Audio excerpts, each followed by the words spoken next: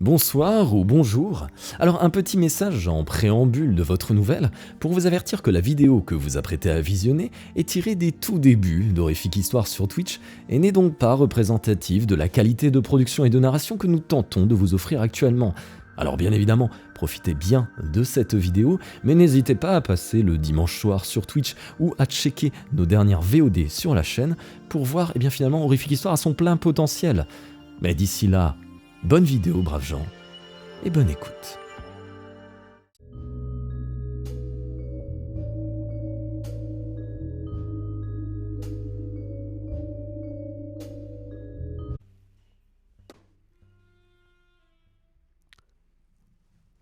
Braves gens, bonsoir. Bienvenue à toutes et tous dans cette nouvelle soirée Horrifique Histoire.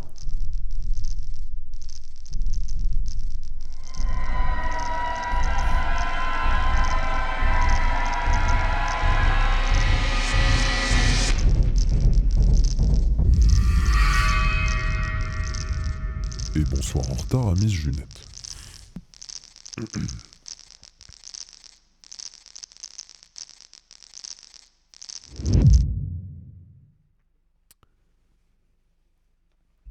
Braves gens, chers rediff, ce soir, dans Horrifique Histoire, La Tombe, une nouvelle d'H.P. Lovecraft, écrite en 1917 et publiée en 1922. En faisant le récit des circonstances qui m'ont entraîné dans cet asile de fous, je sais que ma situation présente un doute bien naturel sur l'authenticité de mon histoire.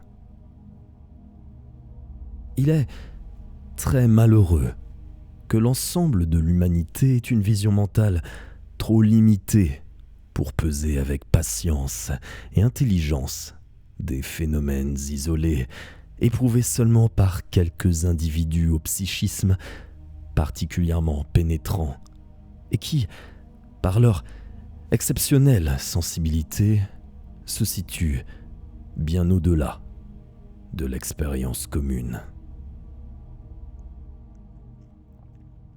Des hommes doués intellectuellement savent qu'il n'y a pas de différence nette entre le réel et l'irréel, que les choses ne nous apparaissent qu'à travers la délicate synthèse physique et mentale qui s'opère subjectivement en chacun de nous.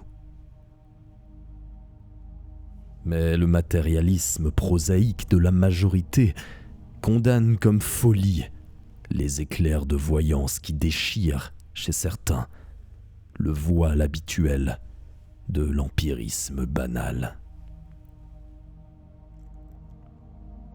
Mon nom est Gervas Dudley. Et depuis ma plus tendre enfance, je suis un rêveur et un visionnaire. Suffisamment riche de naissance pour échapper au travail et, de par mon tempérament, inapte aux études formelles et aux distractions sociales de mon entourage, j'ai toujours vécu dans des domaines situés en dehors du monde visible, employant ma jeunesse et mon adolescence à lire des ouvrages anciens, fort peu connus, et à vagabonder sans but dans les champs et les bois proches de ma demeure ancestrale. La signification que j'ai découverte dans ces livres et ces promenades n'est sûrement pas celle qu'y trouvaient alors les garçons de mon âge. Il ne faut pas que je m'étende là-dessus, car un discours détaillé confirmerait les cruelles calomnies que certains de mes surveillants, furtivement, murmurent sur mon intelligence. Je me dois de raconter les événements tels quels, sans essayer d'en analyser les causes.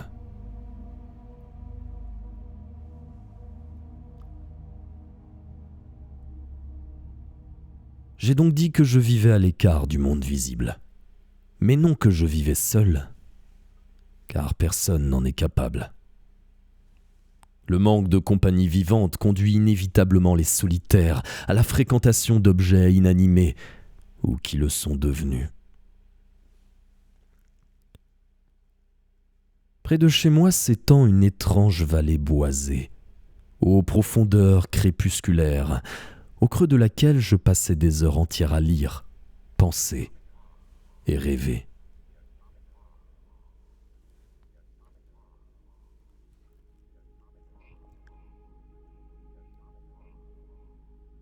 Tout enfant, j'avais fait mes premiers pas le long de ces pentes moussues, et c'est au pied de son grand chêne noueux que m'assaillirent les premières chimères de mon enfance.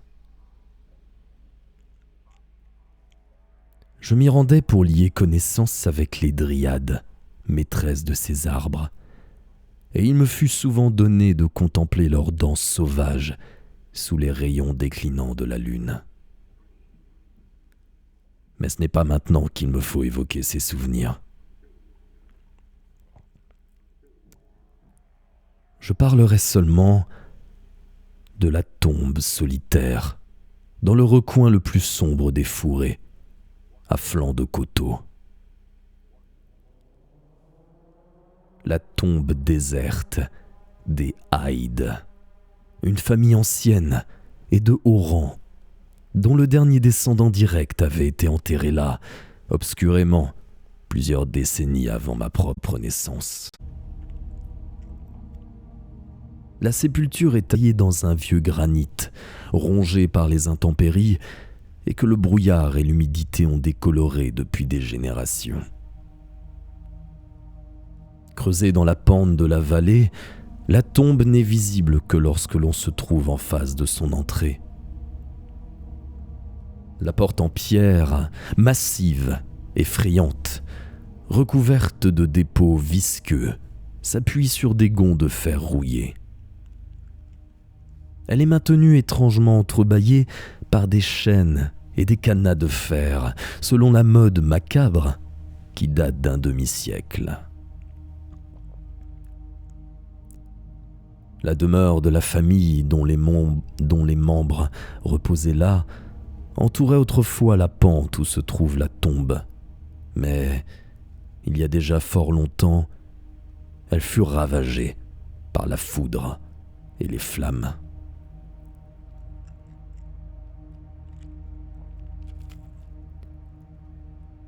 C'est à voix basse, anxieusement, que les vieux habitants de la région évoquent parfois, sous le terme mystérieux de colère divine, cet orage de minuit qui détruisit le triste château.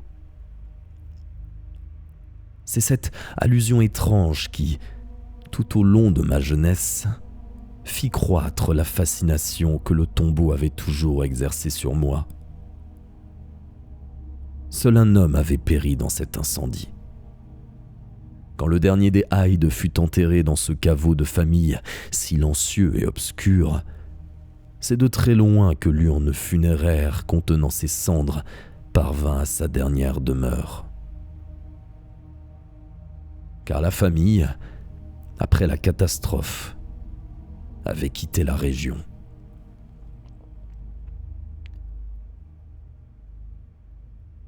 Jamais je n'oublierai cet après-midi où je trébuchais pour la première fois sur cette maison de la mort, à demi enfouie dans l'ombre. C'était en plein été, à l'époque où l'alchimie de la nature transforme le paysage champêtre en un tableau éclatant, en une palette de verre, où les sens enivrés se laissent envahir par les vagues houleuses de verdure humide et par les odeurs subtiles qui montent de la terre et des plantes. Dans de tels lieux, l'esprit perd son objectivité. Le temps et l'espace deviennent futiles, irréels, des échos d'un passé oublié, d'avant l'histoire, et viennent frapper avec insistance la conscience captivée.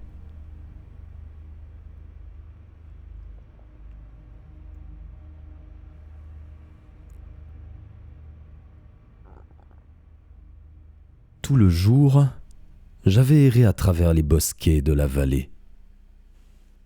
À 10 ans, je connaissais déjà beaucoup de merveilles que la foule ignorait et, à certains égards, j'avais atteint une surprenante maturité. Après m'être frayé un chemin entre deux massifs de bruyères sauvages, je me trouvais brusquement à l'entrée du caveau, ne sachant rien encore de la nature de ma découverte. Les sombres blocs de granit, la porte, si curieusement entr'ouverte, les motifs funéraires au-dessus de la porte, ne m'effrayèrent pas le moins du monde. Car j'avais lu maintes fois déjà des descriptions de tombeaux effroyables, et mon imagination fertile en avait suscité de plus sinistres encore. Mais en raison de mon tempérament particulier, je m'étais tenu à l'écart des cimetières. L'étrange habitacle de pierre que j'avais découvert n'était pour moi qu'une source d'intérêt et de méditation.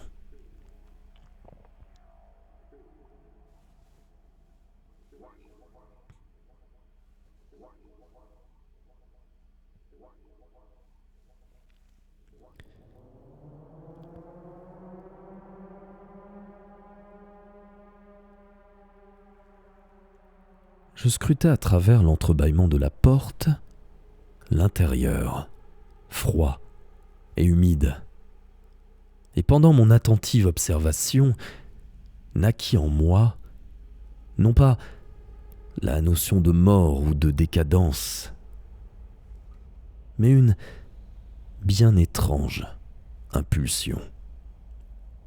Un désir fou, irraisonné, me fascinait en face de cet enfer de réclusion. Poussé par une voix surgie sans doute de l'âme hideuse de la forêt, je résolus de m'enfoncer dans l'obscurité qui me faisait signe, au mépris des lourdes chaînes qui me barraient le passage.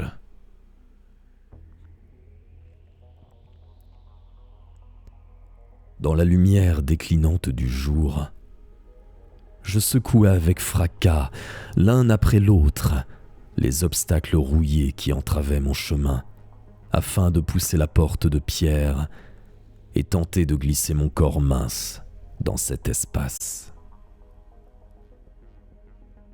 Mais en vain. Devant mon échec, ma curiosité se transforma en colère. Au crépuscule, je décidai de rentrer chez moi, mais j'avais auparavant, dans ma rage, juré à tous les dieux du petit bois que, quelques jours, à n'importe quel prix, je pénétrerais dans la pénombre du sépulcre, dans ces glaciales profondeurs qui semblaient m'appeler.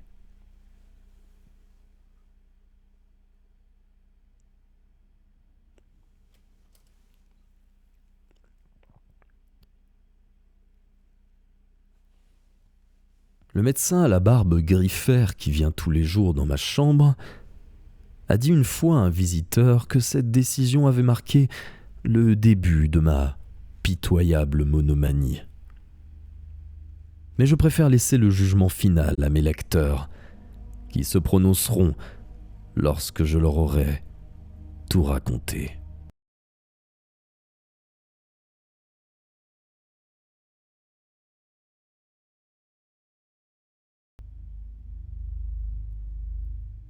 J'employai vainement les mois qui suivirent ma découverte à tenter de faire sauter le cadenas compliqué du caveau et à me livrer à de subtiles recherches sur l'histoire de l'édifice. Beaucoup de renseignements précieux parvinrent à mes oreilles de gamin attentif. Mais je gardais le plus absolu secret sur ce que je savais et sur ce que j'avais décidé d'entreprendre.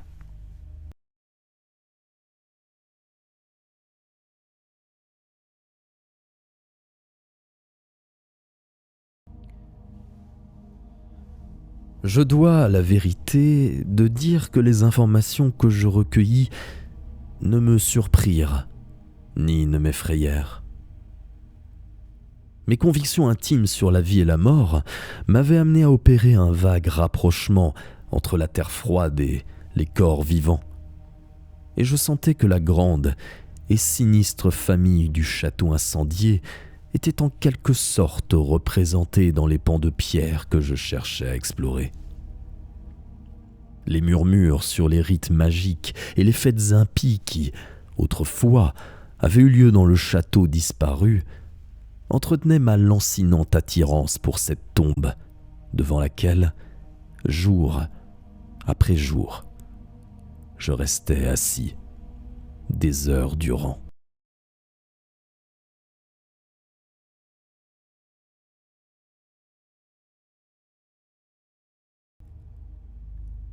Une fois, j'introduisis une bougie par les 3 passages de l'entrée, mais je ne pus rien apercevoir, excepté un escalier de pierre humide qui descendait au-dessous du niveau de la terre.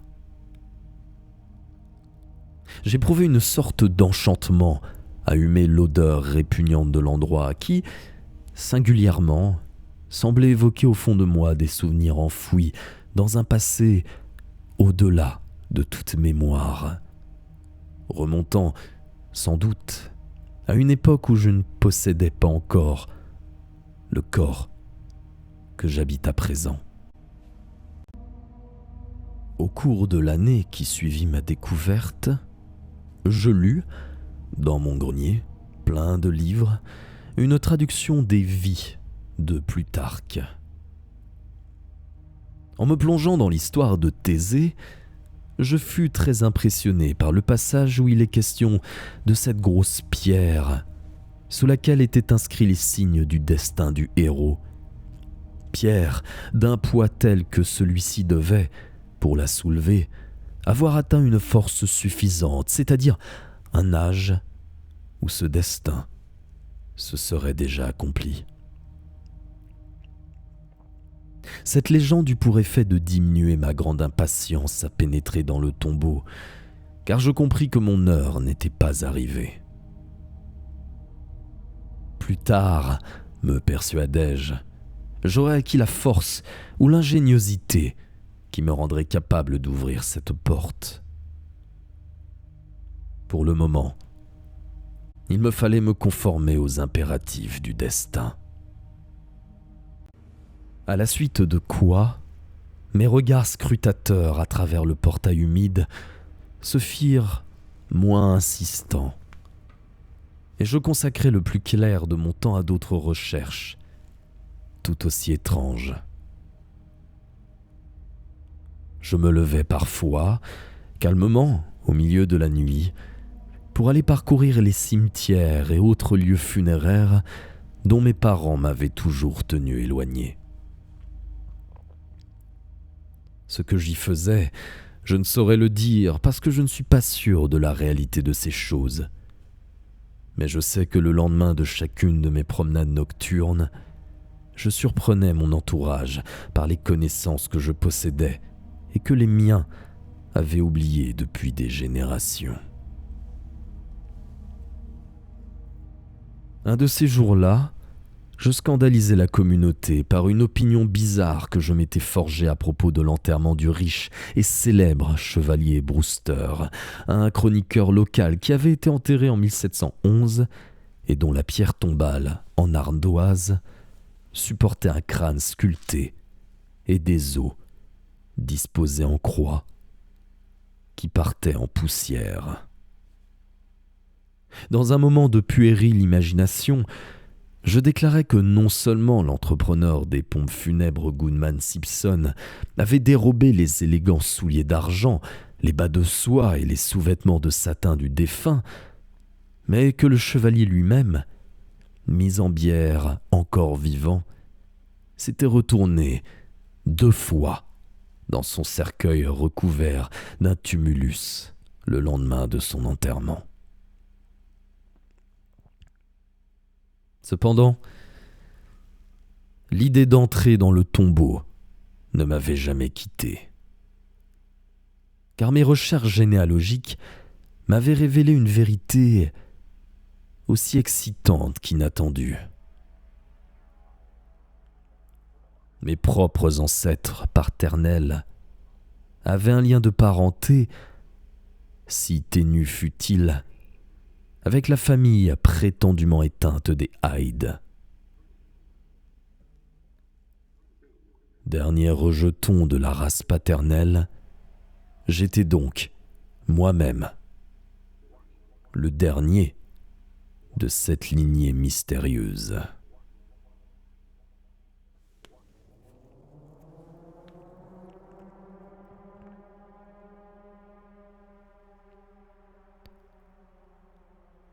Je commençais à penser que cette tombe était mienne, et j'attendais avec une plus vive impatience l'heure où la destinée m'autoriserait à accéder de l'autre côté de la porte de pierre, à descendre dans l'obscurité l'escalier de pierre gluante.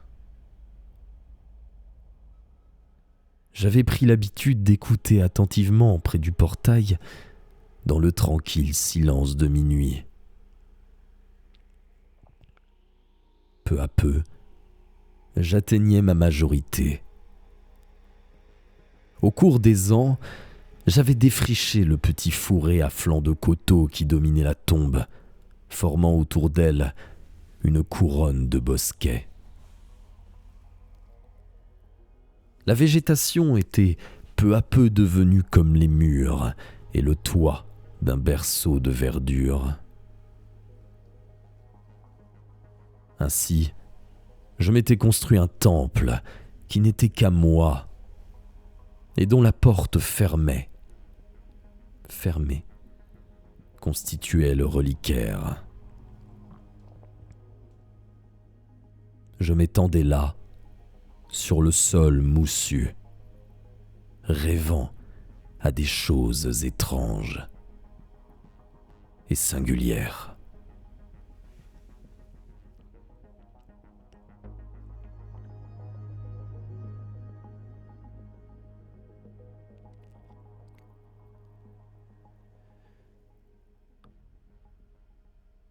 La nuit de ma première révélation fut une nuit étouffante. J'avais dû m'endormir de fatigue parce que j'eus la nette impression de m'éveiller d'un profond sommeil lorsque j'entendis les voix. J'hésite à les qualifier, à parler de leurs accents et de leurs timbres. Je dirais seulement qu'elles avaient une prononciation et qu'elles employaient un vocabulaire bien particulier. Je pus y reconnaître les nuances du dialecte de la Nouvelle-Angleterre, depuis les syllabes peu élégantes des colons puritains jusqu'à la rhétorique précise d'il y a 50 ans. Tous ces éléments se mêlaient dans cette conversation des ténèbres. Mais cela, je ne le remarquerai qu'après coup. Sur le moment, mon esprit fut tout simplement fasciné par un autre phénomène, si éphémère que je ne saurais jurer de sa réalité. Je venais d'apercevoir, me sembla-t-il, une lumière qui avait été éteinte à la hâte dans les profondeurs du tombeau.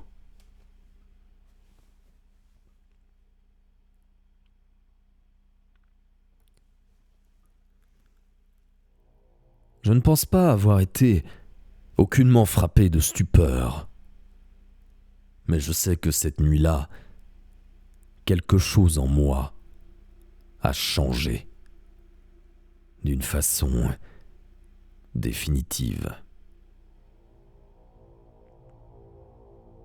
En retournant chez moi, je me dirigeais sans hésiter vers un coffre qui pourrissait dans le grenier et dans lequel je trouvais la clé qui, le lendemain, me permit sans encombre de franchir l'obstacle qui avait si longtemps entravé mon désir.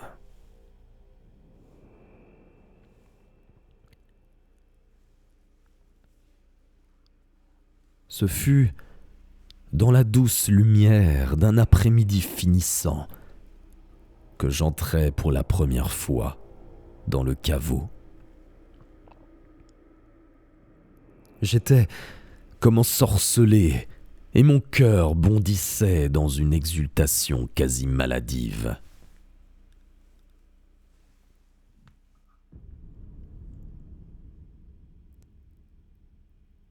Après avoir fermé la porte derrière moi, je descendis les marches ruisselantes à la lumière d'une faible bougie.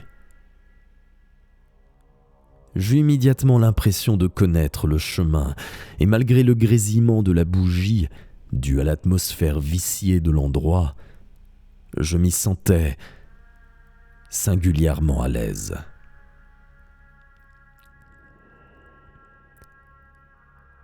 Regardant autour de moi, j'aperçus plusieurs dalles de marbre qui supportaient des cercueils. Quelques-uns d'entre eux étaient scellés et intacts. D'autres, au contraire, avaient pour ainsi dire disparu. Il n'en restait plus que les poignées d'argent et les plaques, isolées au milieu de curieux tas de poussière blanchâtre.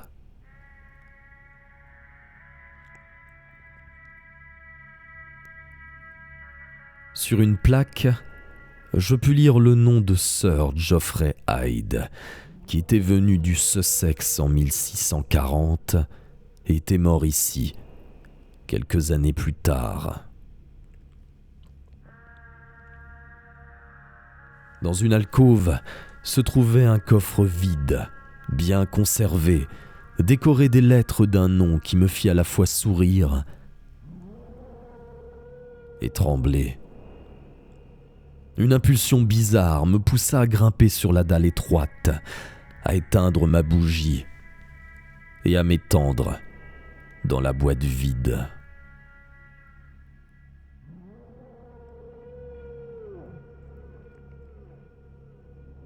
Dans la lumière grise de l'aube, je sortis en chancelant du caveau et bouclai la chaîne derrière moi.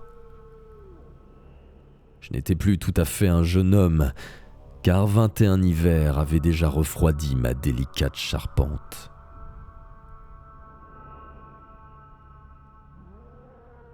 Des villageois matinaux qui assistèrent à mon retour s'étonnèrent des signes de satisfaction évidente, de divertissement enjoué qu'ils constataient pour une fois chez un homme réputé sombre et solitaire.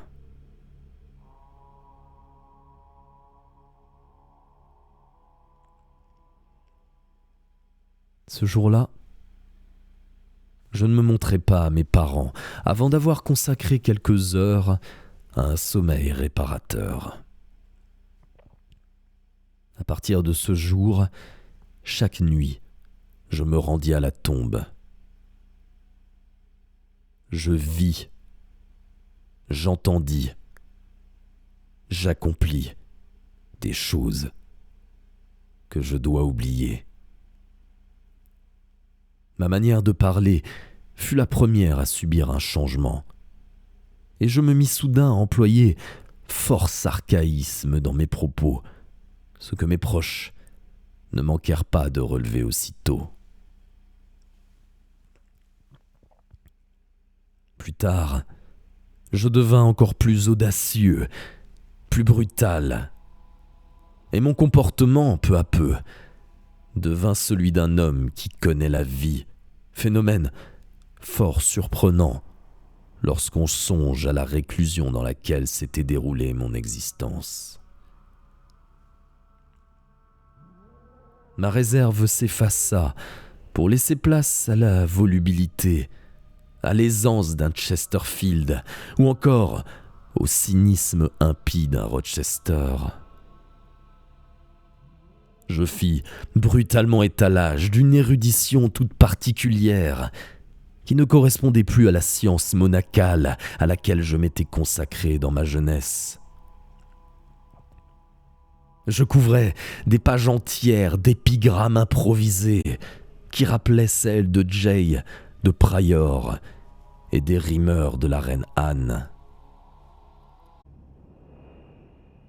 Un matin, au petit déjeuner, une catastrophe se produisit lorsque je mis à réciter, avec des accents avinés, un morceau extrait d'une chanson du temps des Georges qui n'avait jamais été couchée par écrit et qui donnait à peu près ceci.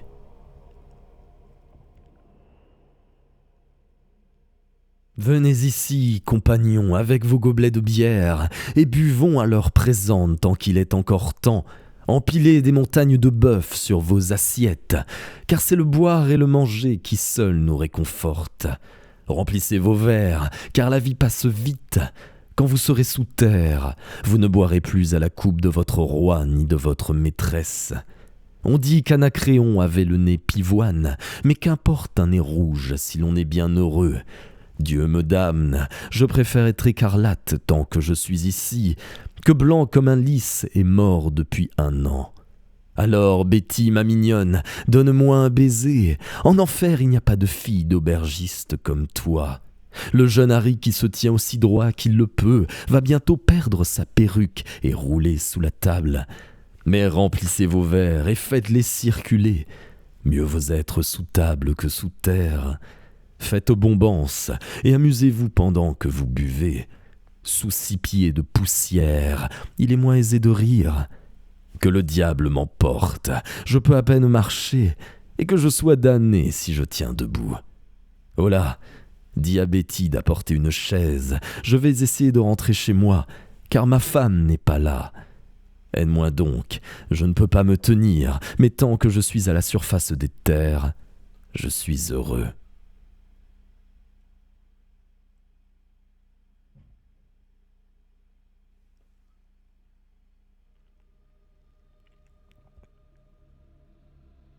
C'est à cette époque-là que naquit ma terreur de l'orage et des flammes.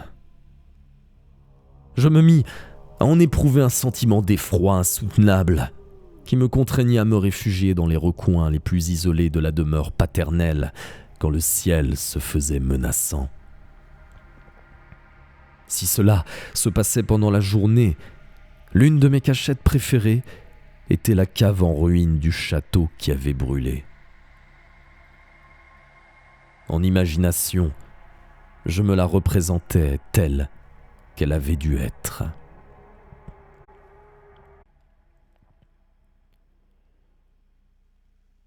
Mais ce que je craignais depuis fort longtemps finit bien un jour par se produire. Mes parents, inquiets des changements survenus dans le comportement de leur unique enfant, se mirent, dans des intentions exclusivement bienveillantes, à espionner mes actes.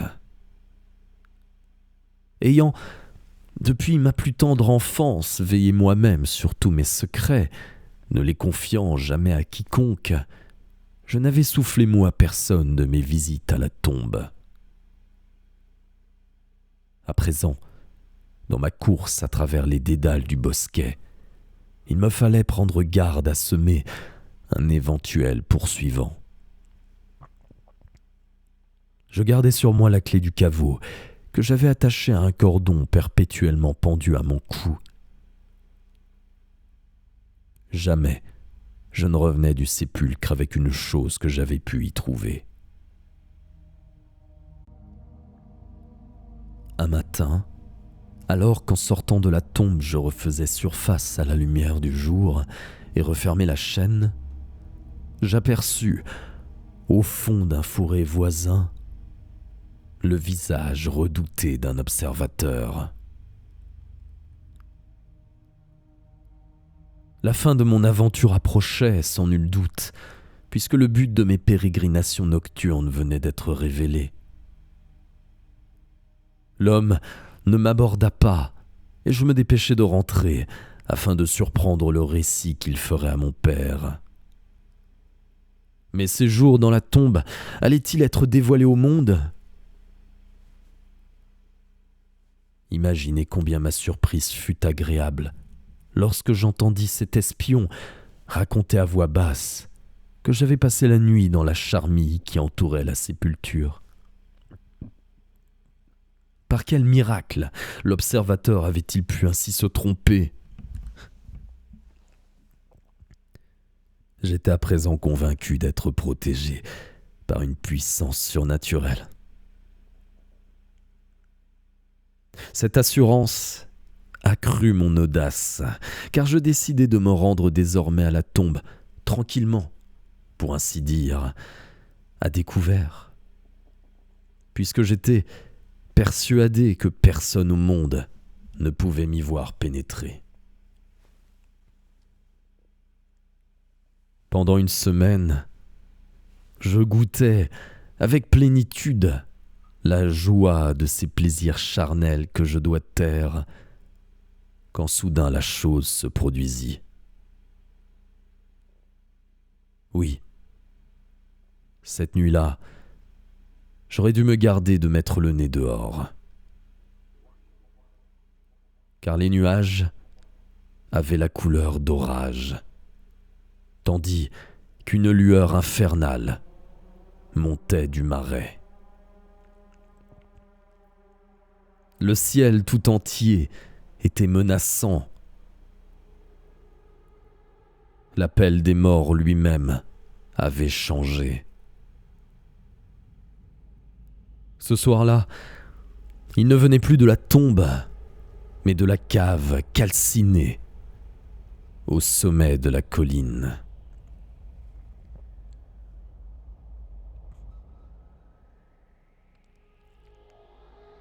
Comme je sortais d'un fourré et abordais la plaine qui s'étend devant les dernières ruines de l'antique demeure, il se produisit ce que toute ma vie j'avais attendu.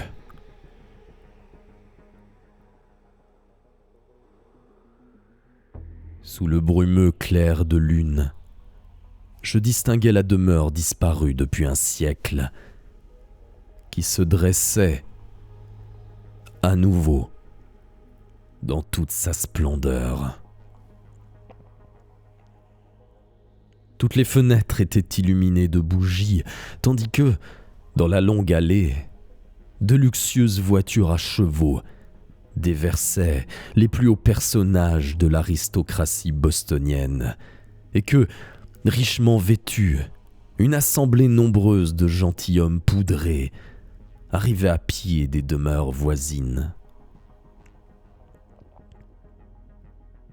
Je me mêlais à cette foule, sachant au fond de moi que j'étais l'hôte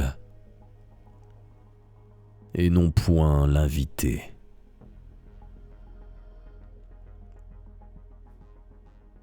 De l'intérieur me parvenaient des bruits de musique endiablée, des rires joyeux. Le vin coulait à flots.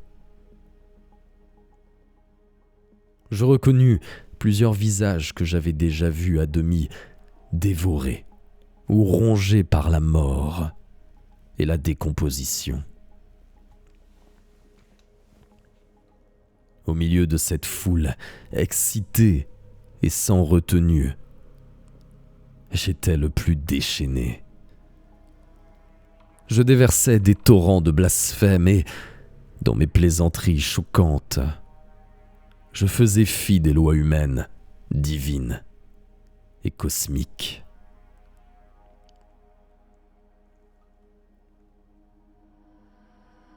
Soudain, un bruit d'orage résonna plus fort encore que nos cris, et la foudre fit voler le toit en éclats et répandait la panique au milieu de cette tapageuse compagnie.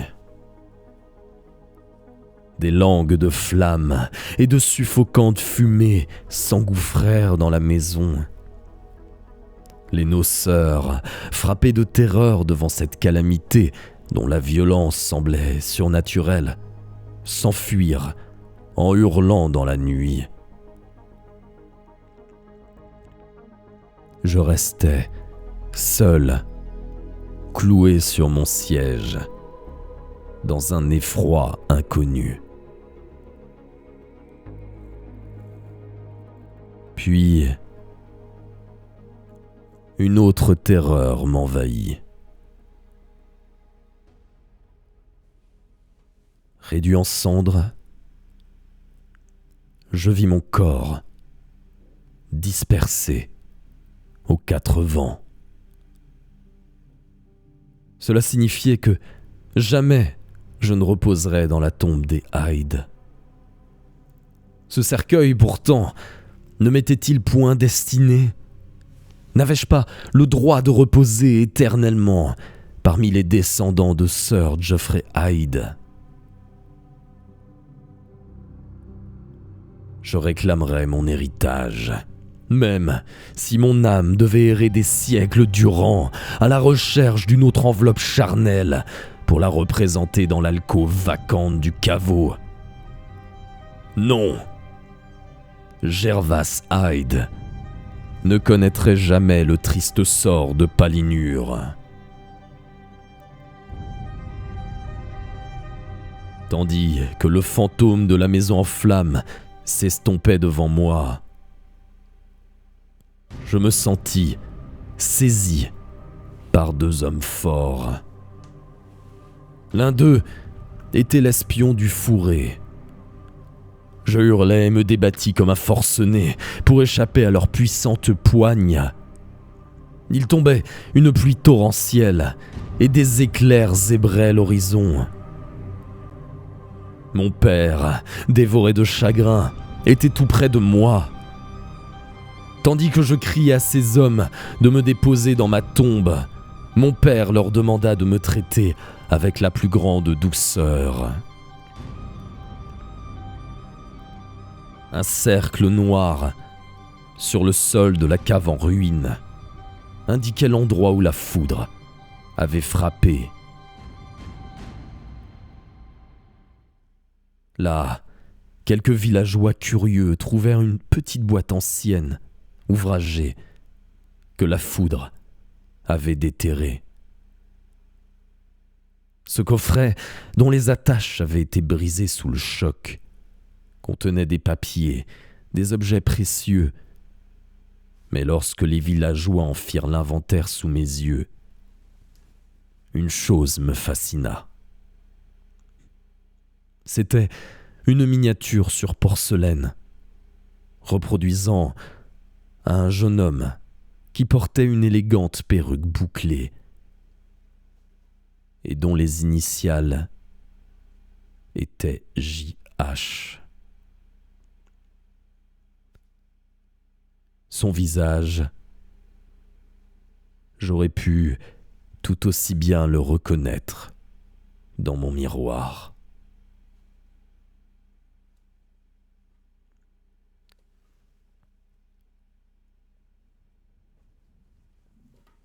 Le lendemain, on m'étendit dans cette pièce où les fenêtres ont des barreaux. Mais un vieux domestique simple et dévoué m'a donné des renseignements importants. Il m'a appris par exemple que personne ne croit en mes récits. Mon père affirme que je n'ai jamais franchi le portail enchaîné et que le cadenas rouillé n'a pas été touché depuis plusieurs décennies. Il prétend même que tout le village connaissait mes expéditions nocturnes. Tout le monde m'avait, paraît-il, vu assoupi sous la tonnelle près de la façade lugubre. Je m'insurge contre ces assertions gratuites. Mais je n'ai aucune preuve pour les contredire. J'ai perdu la clé du cadenas au cours de la nuit d'orage. Mon père se persuade que tout ce que je sais du monde des défunts, je l'ai appris dans les vieux livres de la bibliothèque familiale.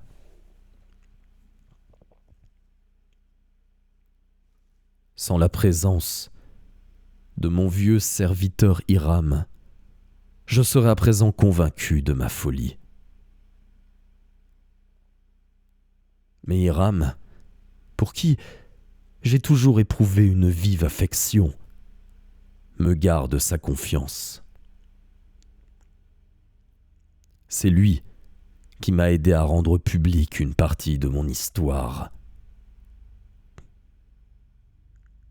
Il y a une semaine, il a fait sauter la chaîne du portail de fer et a descendu les marches de la tombe, s'éclairant d'une lanterne.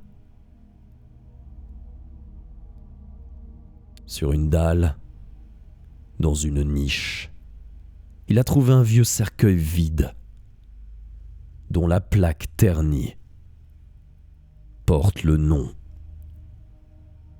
Gervas.